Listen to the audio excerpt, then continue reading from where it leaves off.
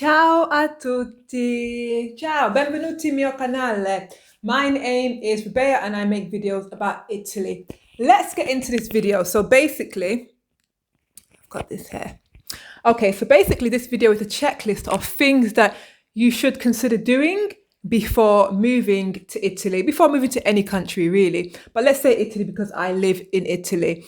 And this is going to be different for everybody. Not all of these things are going to apply to you because maybe you're leaving your parents' house, maybe you're leaving rented accommodation. So take from it what you can. Okay, so you have decided that you're going to move to Italy in 3 months' time, for example. What you need to start thinking about is I'm going to put all of these together. You need to start thinking about packing, storage, and decluttering. All three of them at the same time. Why? Because it's easy to put them together. Right, in terms of packing, you need to think about what you're going to need for where you're going. If you're moving permanently, a permanent stay, if you're moving into a new apartment, you need to start to think about the things that you're going to take with you. For me, it was literally a suitcase full of stuff, one big suitcase, and that was it. And when I actually moved to Torino, I actually packed lighter than when I first moved to Italy, when I moved to Sicily. When I moved to Sicily, I carried the kitchen sink with me, and that was literally a big mistake because I was still unsure about the place, unsure about the school that I was going to. So for me, this time round, when I came to Torino, it worked better for me just to pack one case. It made me easier, more mobile, and it was just better in the long run. So you need to think about the things that you need to pack.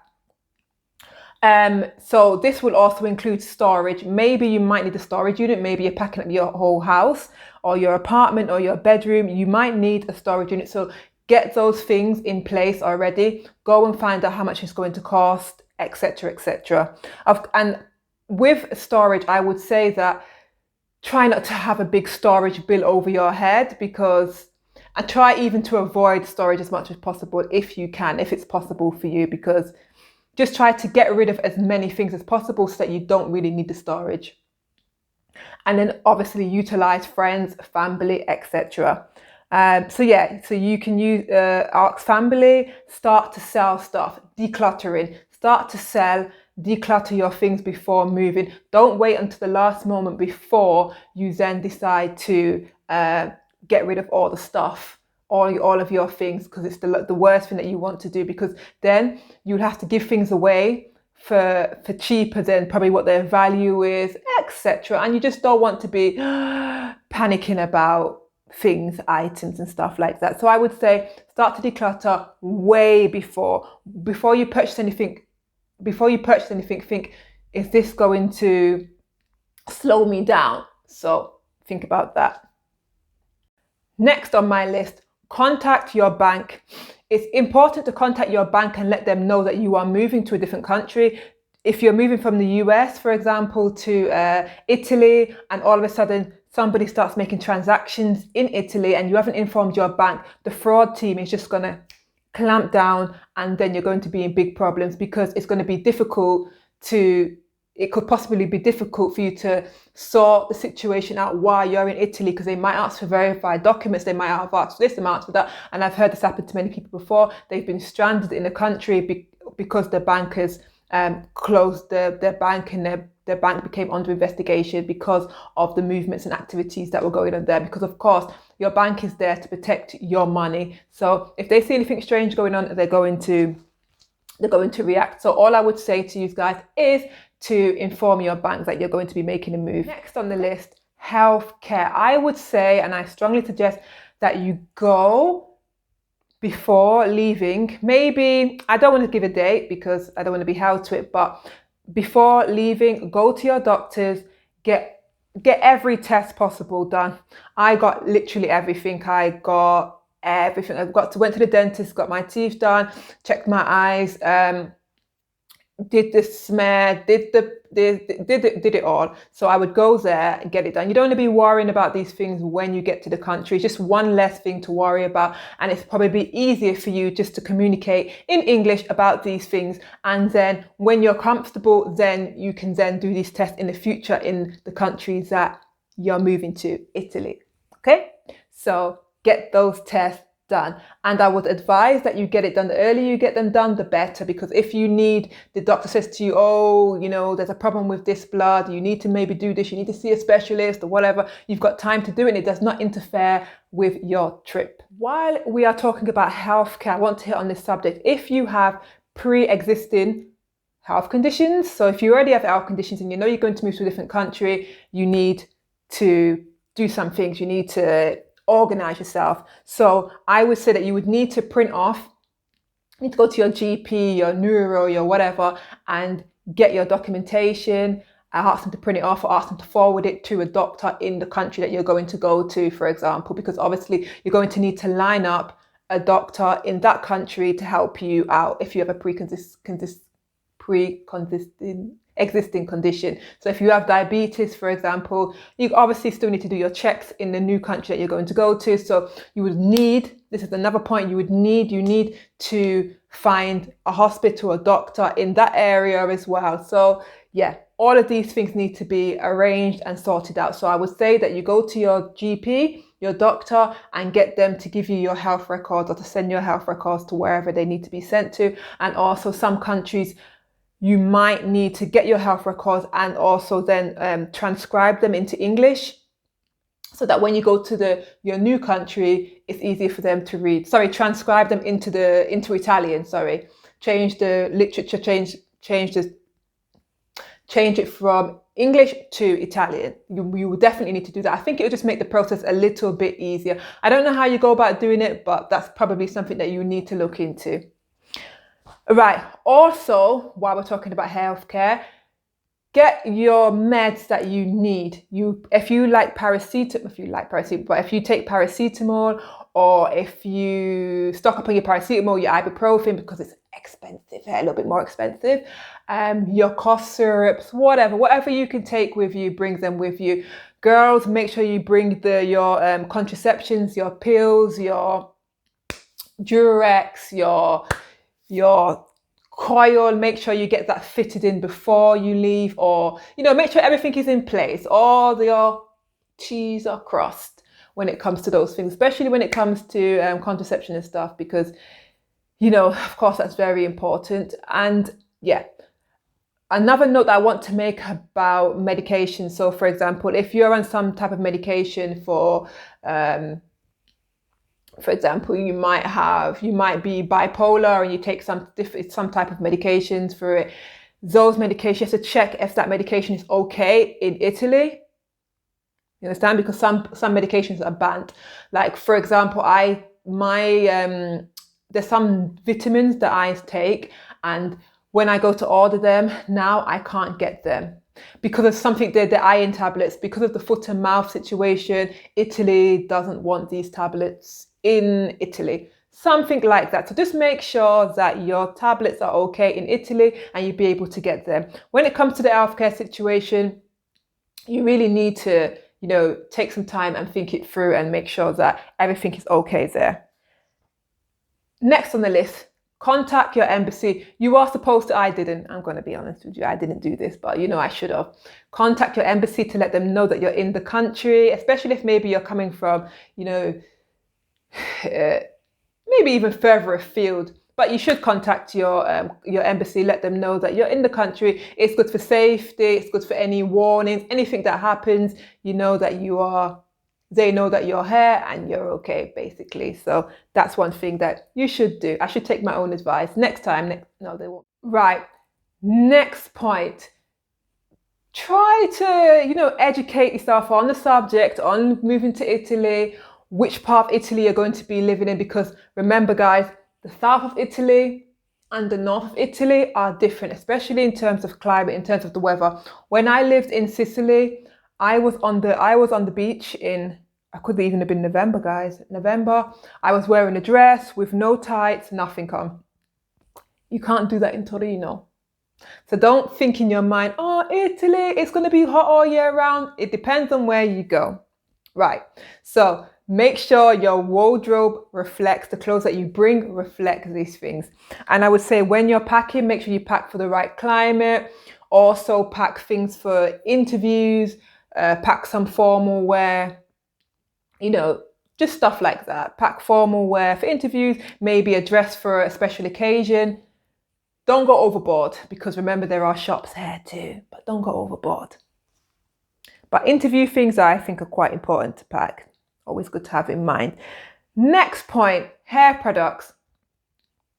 If you're a black woman like me, maybe, and you have afro hair or different texture type of hair than what they have in Italy, you might need to plan ahead on what products you're going to need for your hair in terms of moisturizers, creams, anything like that. So maybe go online and see, find a shop on Amazon that's possible to send you products to Italy, to Italy. Just kind of like, the more planning you do, the better it is for you. And then also bring a couple of tubs of products with you, maybe 2 months supply or whatever supply, so that you're not worrying when you get here. You can also look in the local area to see if there are some shops that sell hair products for you. I've got a video somewhere where I talk about comfort things that you might need while in Italy. And I also mention things about hair products and stuff like that. So definitely bring your emergency products with you. Don't think, okay, I'm not going to bring my special moisturizer that I need for my hair because I'll get it there. No. My next point is take a photo or backup or or when you put it in the machine, photocopy, scan all of your documents into somewhere where you're going to be able to access them easily when you're in that country. Okay? Do that, please. Make sure to scan your degree, even bring a hard copy of bring your degree. I brought my degree. Bring it, and also, of course, scan it as well, just in case.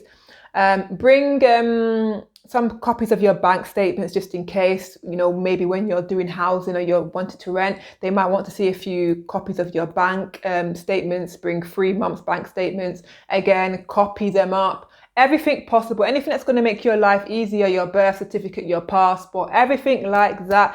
Get them backed up and put them somewhere accessible that you will be able to reach them digitally. So you're not taking them around with you. And then your hard copies of your documents, hopefully you can give them to your auntie, your mom, your grandma, whoever, just to store them for you in a nice plastic file and put them away to one side in whichever country that they're in. And then you just carry the digital copies with you. I've needed them. I've needed people's documents for my TEFL, my degree.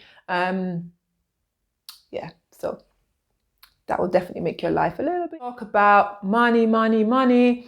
You check beforehand what the currency exchange rate is before traveling, and also bring some cash with you in the currency. So bring the euro with you. If you're in America, change your dollar to the euro. And if you're coming from the UK, change the pound to the euro. And make sure to bring some money, actual money with you. Do not travel solely with your card, okay? Because you just don't know what you're going to come across or what's going to happen when you arrive. And believe it or not, there's some places in the world, some shops around that do not take card. There's actually a coffee shop. Should I tell you this story? There's a coffee shop that I go to, and usually I pay. It's quite a well-known coffee shop too, guys. It's very busy there.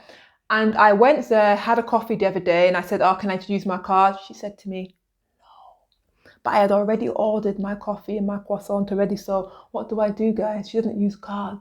No card. So what I had to do was, it just made me stressed because I had bags with me. So I had to put my bags down, leave my coffee and my croissant, then I had to walk to a cash machine, and then I had to take the cash out. So make sure you carry cash with you. Okay. Next point, plan ahead. Immerse yourself before you've even gone to the country, before you've even landed in Italy. Plan your hotel, of course. Plan any transfers that you're going to need. Just make sure everything is airtight on your side. Don't leave anything to chance. Go on Google Maps and take a look at where you're going to be staying, the house you're going to be staying in, the hotel you're going to be going. Familiarize yourself with these things, guys. It's just nice. This is an extra bonus point, but I find that it works when you familiarize yourself with it. If you happen to get lost or the taxi driver doesn't know where they're going, at least you've got a picture in your mind like, no, this is the hotel. Stop. So do that. Download your comfort programs, or actually download your comfort programs, or get I think they call it a VPN, where you can watch your comfort programs from anywhere in the world. So VPN. I think you have to pay so money for it, but it's not so bad considering that you can watch the programs that you already used to watch in your home country. You can watch here. And believe it or not, guys, this might seem like something quite trivial, but it's not, because when I first moved to Italy, I really enjoyed and found comfort in watching the programs, my soaps that I used to watch. We call them soaps in the UK. Maybe in America you call them dramas, like Bold and the Beautiful, Young and the Restless, like that type of thing. The soaps, I continue to watch them. I even watched them maybe up until a year and a half after being here. I stopped watching them. I watched I didn't miss a beat with Coronation Street. I didn't miss a beat with EastEnders. All of those kind of like Sam Frere's Diaries, this one. I kept even Essex. Only Way is Essex, I kept up with those programs for a while and they gave me comfort. So if you can, find a way to continue to keep watching. Also remember, before you leave, to give your family, friend, uncle or auntie your location, where you're going to be going, even give them your flight itinerary, and just for safety and just for why not.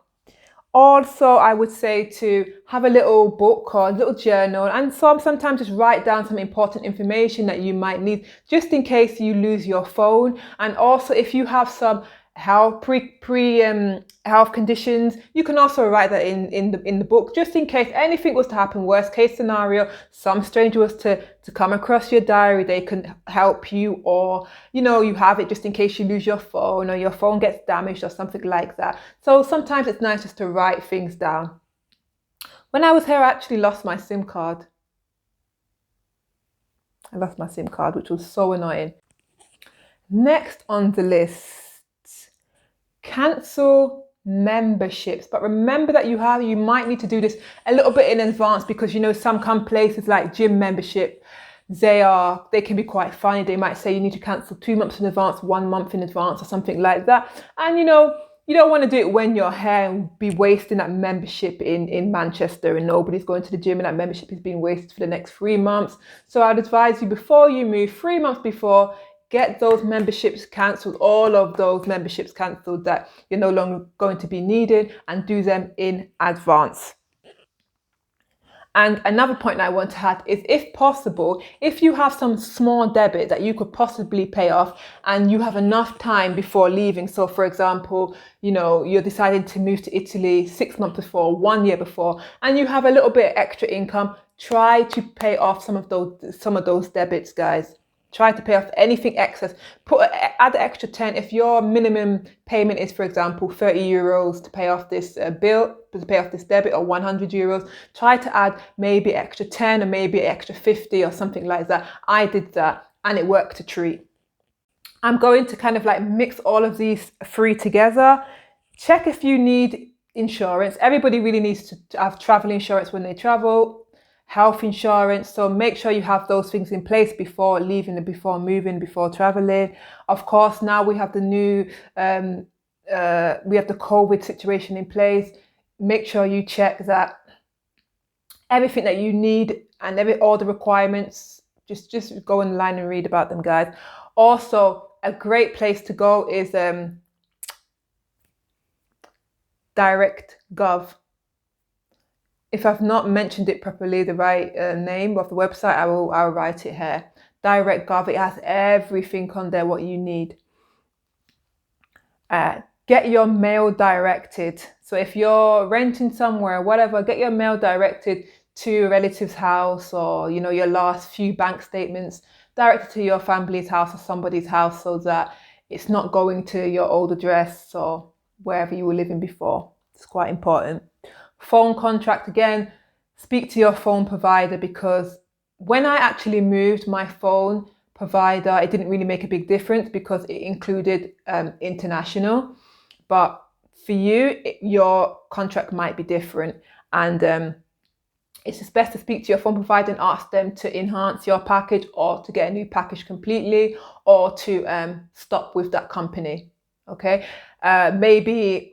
So this is something that you actually really need to think about, because a lot of people are tied down into 1-year contracts, 2-year contracts, 3-year contracts. So if you can, the earlier you can contact contact the earlier you can contact Tim, for example, Tim, Free is a UK company. The earlier you can contact Free and say to them, look, I'm going to be leaving and I need to cancel my contract, just the better. And then when you get to your country, you can get a new contract or do whatever's there.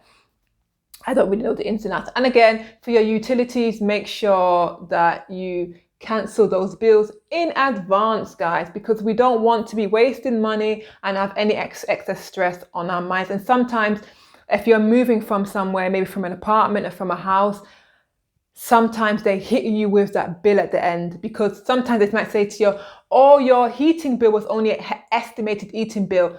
Now that we've done all the sums together, you owe 1,000, 2,000 euros. So make sure all of those things are lined up. Right, guys, I think that's literally on everything on my list of things, on my checklist of things to do before moving to Italy.